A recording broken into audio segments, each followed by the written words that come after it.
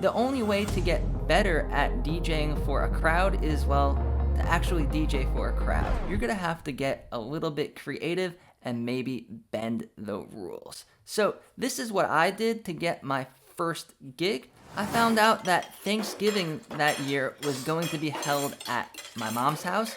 I just showed up to Thanksgiving a little bit earlier and I had my whole car packed with all of my mobile gig gear. And then I waited, and then after dinner, when everyone was all full and not really paying attention, I made my move and I set up all my DJ equipment and I started playing songs. It was a huge hit. It really added entertainment. It added something to do for the event instead of just sitting around talking about gossip and stuff. And my whole family had a great time. And now every Thanksgiving, I am the DJ. The most important thing as a DJ is not scratching, it's not mixing, it's not knowing what every button and knob does. It's playing the right songs for the right people. Even if you're a brand new DJ and all you know how to do is load songs and maybe do an echo out transition or a little filter transition, or maybe you could just play one song to end and start the next song, you are ready to DJ in front of people, and don't let fear hold you back. Invite some people over your house, have all your DJ gear set up, and just have a fun night where you play music for your friends. Another sneaky tactic that I used to get gigs was thinking outside of the box.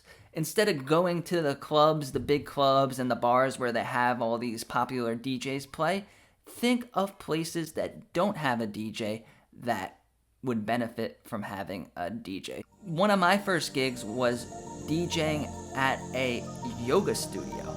So I was driving around, I saw a yoga studio, I saw that they had some speakers and stuff set up for the yoga class. So I went in there and I used my streaming service, it was Tidal at the time, and I had all these meditation tracks. You could just search on Tidal meditation tracks, and I went there, I set up some speakers, and I sat on the floor with the yoga class, and I played some nice, relaxing yoga music, and people actually loved it. It actually worked out really well. It was a fun experience, and it was still DJing, but not the type of DJing that most people think about. Another thing that you can do if you are interested in doing more formal gigs, weddings, sweet 16s, stuff like that, is start at the bottom. Just like with other jobs and stuff like that, it's not as glamorous as it seems, and DJs that do weddings, sweet 16s, it's a lot of hard work.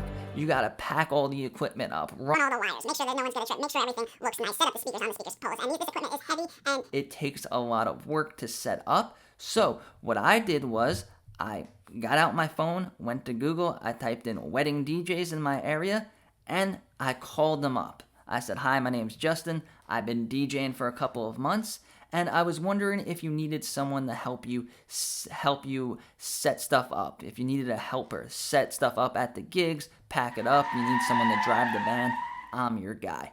And I called a bunch of places. I got a lot of no's, but in life, you're going to get a lot of no's.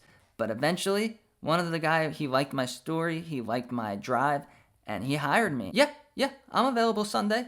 All right. Went on Sunday. He told me wear a suit and show up ready to work. And I did. It's like $10, $15 an hour just for basic labor. I didn't even get on the DJ decks at all, but it was still a great experience to see how the whole thing works and get my foot in the door. And then eventually, after doing this a couple of weekends, he had to use the restroom and let me on the decks, and it was the most amazing feeling in the world. Another thing you could do is get a mobile DJ setup ready to go. So get the table, get the speakers, get all that stuff, and have it ready for when they ask you. And if nobody asks you right away, find a place in your house where you could have it set up and you could practice, and also practice putting it together, building the booth, tearing it down. Once your family and friends start knowing that you're a DJ, they will call you. You will get birthday parties, small events starting out, and you already have the equipment. Check out this video over here where I show you guys how I set up my small mobile DJ setup,